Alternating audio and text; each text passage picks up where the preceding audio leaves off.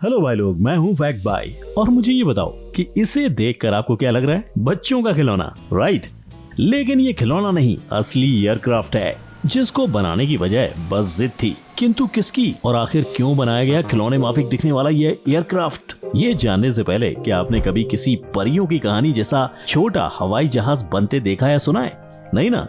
परंतु एक aeronautical engineer ने अपने कला का इस्तेमाल करके वाकई में एक ऐसा छोटा एयरक्राफ्ट बनाया है जिसकी प्रेरणा एक अनरियल कैरेक्टर है।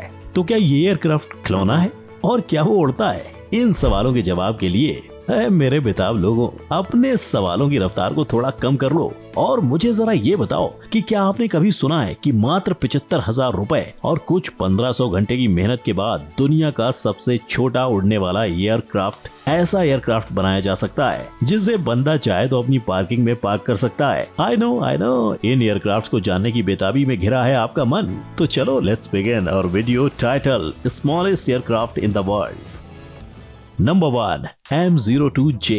आपको परी से प्रेरणा लेकर हवाई जहाज बनाने वाले शख्स तो याद ही होंगे जिन्होंने Japanese animated film Nausicaa of the valley की हीरोइन हायाओ मियाजाकी से कुछ ऐसे इंस्पिरेशन ली थी कि उन्होंने द ओपन स्काई M02J के एयरक्राफ्ट को ही बना डाला। दरअसल ये एनिम देखते वक्त अचानक काजुहिको हचिया को ये ख्याल आया था कि क्यों ना एक ऐसा एयरक्राफ्ट बनाया जाए जो देखने में अकाल्पनिक लगे। अब जब ख्याल आ ही गया था तो उसको पूरा कैसे नहीं करते। इसीलिए तो 10 साल की कड़ी मेहनत के बाद उन्होंने इस एयरक्राफ्ट के हैंड लॉन्च्ड मॉडल को बनाया ताकि वो इसके पंखे के उड़ने की क्षमता अर्थात एयरफॉइल कैरेक्टरिस्टिक को चेक कर सकें। और जैसे ही उन्होंने देखा कि उनका हैंड लॉन्च ग्लाइडर मस्त पैकी इंजन विंजन के साथ उड़ने के लिए तैयार है, उन्होंने ओलंपस कंपनी के एयरोनॉटिकल इंजीनियर टोटा यूएनओ के साथ मिलकर हवा के झोंके के संग उड़ने वाला ग्लाइडर बनाने के लिए कोलैबोरेट किया। किंतु ऐसा कतई मत सोचना कि एक छोटा एयरक्राफ्ट था इसीलिए झट से बनकर पट से उड़ने के लिए तैयार हो गया होगा, क्योंकि कोई भी एयरक्राफ्ट तब तक उड़ने लायक नहीं होता जब तक वो सभी टेस्ट को पास नहीं कर लेता। ऐसा ही कुछ M02J के साथ भी हुआ और 3 सालों तक इसको बनाने वाले हचिया ने इसका रनवे एग्जिट वाला हाई स्पीड टैक्सी टेस्ट कर इसमें आने वाली सभी इश्यूज को सॉल्व कर इसे कुछ ऐसा बनाया था कि इस ग्लाइडर उर्फ एयरक्राफ्ट की कैपेसिटी 80 kg तक ही है और उसके इक्विपमेंट्स का वजन उर्फ एम्प्टी वेट 100 kg है, जो छोटा होने के बाद भी 90 km/h की स्पीड देता है, जिसका आखिरी बार पब्लिक डेमोन्स्ट्रेशन 2016 में जापान के आइलैंड होकाइडो में हुआ था। Number 2, BD5 and BD5J। चलिए अब एक ऐसी प्लेन की बात करते हैं जिसके पास छोटे होने के साथ ही दुनिया का सबसे हल्का एयरक्राफ्ट होने का टाइटल भी है, क्योंकि उसका वेट सिर्फ 162.7 kg है। दरअसल लेट 1960s में जिम बेडे ने सबसे पहले BD5 बनाया था, जो घर पे बनाए जाने वाले सिंगल सीट एयरक्राफ्ट की सीरीज थी। ये इतना ज्यादा सक्सेसफुल एयरक्राफ्ट था कि बनने के कुछ ही सालों में कंपनी के पास इसके 3000 किट्स और 600 फुली मैन्युफैक्चर्ड वर्जन के ऑर्डर्स आ गए थे, जिसने मॉडर्न हिस्ट्री का इसे सबसे ज्यादा पॉपुलर एयरक्राफ्ट बना दिया था। सब कुछ मक्खन जैसा एकदम स्मूथ चल रहा था। बेडे कंपनी को एयरक्राफ्ट का ऑर्डर भी मिल रहा था, लेकिन अचानक 1973 की शुरुआत में कंपनी का दिवाला निकलना शुरू हो गया, क्योंकि कंपनी BD5 के डिजाइन्स तो बना रही थी लेकिन उसके इंजन्स नहीं बना पा रही थी, जिसकी वजह थी बैंक्रप्सी। दरअसल कंपनी जहां से अपने ट्विन सिलेंडर 2 साइकिल इंजन्स बनवाती थी, वहां से उसे पैसों की तंगी की वजह से इंजन्स की सप्लाई नहीं मिल रही थी। इस वजह से लोगों तक इस एयरक्राफ्ट का सिर्फ किट पहुंच रहा था, जिसके बाद कंपनी ने इंजन बनाने का काम जापानीज कंपनी जियोना को सौंपा। पर अफसोस कंपनी के 9 महीने में इंजन बन जाने की उम्मीद पर पानी फिर गया और कंपनी को इंजन बनाने में 3 साल लग गए। अब क्योंकि इंजन बिना एयरक्राफ्ट बंगाली था, इसलिए कंपनी ने BD के ऑपरेशंस को ही बंद कर दिया। हालांकि वैसे तो बैंक्रप्सी का मतलब कंपनी का अंत होता है, लेकिन BD ने हार नहीं मानी और 1979 में BD5J पे कुछ ऐसे काम किया कि उसे जेम्स बॉन्ड की फिल्म ऑक्टोपसी में भी दिखाया गया था। इस फीचरिंग ने कंपनी और एयरक्राफ्ट दोनों की किस्मत का ताला खोल दिया था, क्योंकि इसके बाद BD5J एयर शोज और प्रमोशनल पर्पस के लिए 1990s तक इस्तेमाल हुआ। किंतु कंपनी पर एक बार फिर संकट के बादल मंडराने लगे जब 2013 में BD5J का इंजन फेल हो गया था और उस हादसे में फ्लाइंग बुल के पायलट की मौत हो गई थी, जिसके बाद मानो BD5J के साथ हादसों का सिलसिला खत्म ही नहीं हो रहा था। अगर एविएशन सेफ्टी इंस्टीट्यूट की माने, BD5 सीरीज की 15% फ्लाइट्स क्रैश हुई हैं, जिसमें कई प्रोफेशनल पायलट ने अपनी जान गंवाई है और इसकी सबसे बड़ी वजह इंजन फेलियर ही रहा है। इन हादसों के सिलसिले के बाद से बीडी कंपनी के ऐसे छोटे एयरक्राफ्ट को रखा तो गया है, लेकिन उनको उड़ाने के लिए नए और बेहतर इंजन की तलाश जारी है। नंबर 3, स्टार बम्बल बी सेकेंड। अब आते हैं जिद में बने उस एयरक्राफ्ट पर जिसको बनाने का मकसद ही वर्ल्ड्स स्मॉलेस्ट एयरक्राफ्ट का टाइटल अपने नाम करना था। तभी तो इसकी डिजाइनिंग में भी वही पायलट और डिजाइनर साहब इन्वॉल्व थे जिनके पास 1949 में 2 स्मॉलेस्ट एयरक्राफ्ट बनाने का रिकॉर्ड था। हालांकि अपने इस रिकॉर्ड खुश नहीं थे क्योंकि उनका मानना था कि उन्हें डिजर्विंग क्रेडिट्स नहीं मिला है। इसलिए इस रिकॉर्ड को पूरी तरह से अपने नाम करने की जिद में उन्होंने 1979 में बम्बल बी पे काम करना शुरू कर दिया और कुछ 5 सालों बाद उनका ये एयरक्राफ्ट उड़ान भरने लायक तैयार हो गया था, जिसे जनवरी 1984 में Guinness book of world record ने सबसे छोटा उड़ने वाला एयरक्राफ्ट का टाइटल दिया था। लेकिन ये रिकॉर्ड बम्बल बी के पास कुछ ही दिनों के लिए था क्योंकि उसी साल अगस्त में स्टार एयरलाइन के पुराने पार्टनर्स ने बम्बल बी से भी छोटा एयरक्राफ्ट बनाकर उड़ाया था, जिसके बाद रिकॉर्ड को मॉडिफाई कर बम्बल बी के मेकर रॉबर्ट स्टार को स्मॉलेस्ट 2 पंखों वाला प्लेन यानी बाय प्लेन का टाइटल दिया गया था।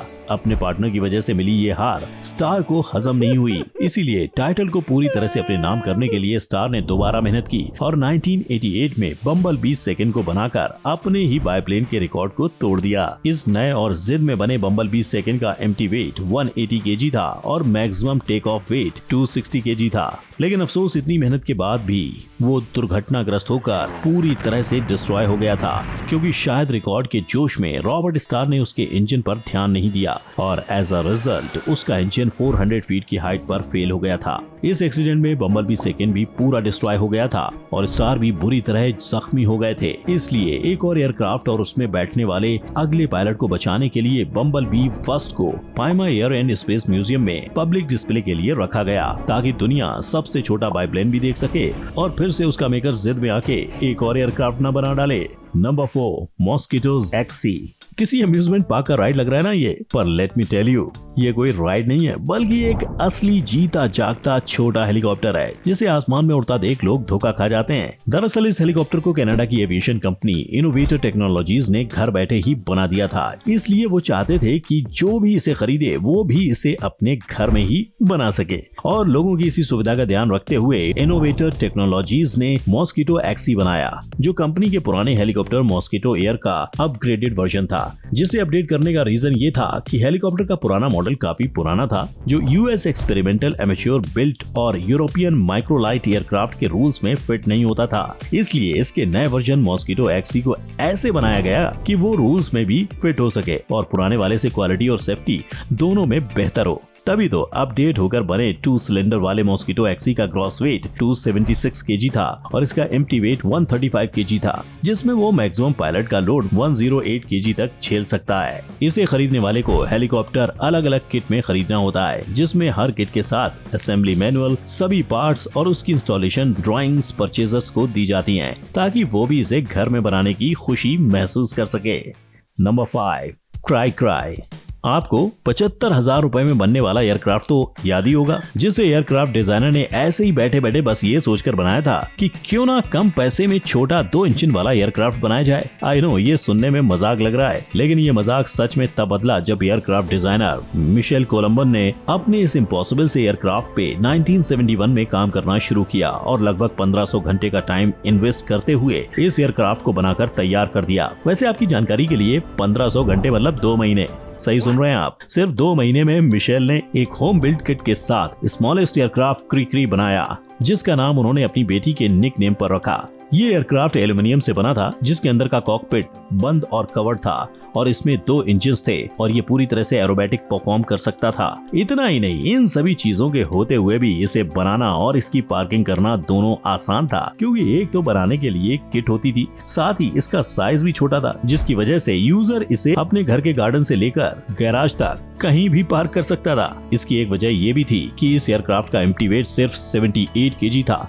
जो स्मॉलेस्ट एयरक्राफ्ट की लिस्ट में सबसे कम था, जबकि इसका maximum take off weight 170 KG का था जो 100 किलोमीटर पर आवर की स्पीड से टेक ऑफ करता था। इन सभी अनोखे फीचर्स के साथ 1973 में बने क्री का पहला प्रदर्शन दुनिया के सामने 1982 में हुआ था और 2008 में ये एयरक्राफ्ट 11 लाख से लेकर 15 लाख तक बिका था। इनफैक्ट ये प्लेन इतना छोटा था कि आज तक इसे दुनिया का सबसे छोटा ट्विन इंजन वाला प्लेन कहा जाता है। वैसे I am sure in aircraft को देखने के बाद आपकी भी इच्छा इनमें बैठकर उड़ जाने की हो रही होगी। लेकिन जैसा कि आपने अभी देखा कि इन छोटे एयरक्राफ्ट्स में कई ऐसे हैं जो बंद हो चुके हैं क्योंकि इनके इंजन्स कम पावरफुल होते हैं। साथ ही इनकी क्लाइंब परफॉर्मेंस भी बड़े प्लेन्स की तुलना में कम होती है।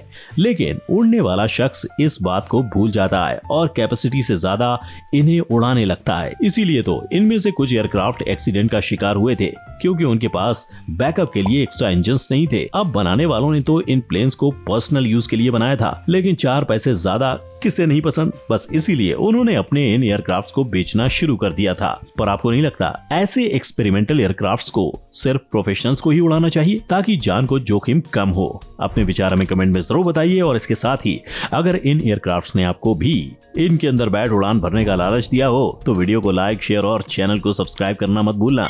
फिर मिलेंगे किसी नई उड़ान में। टिल देन, जय हिंद।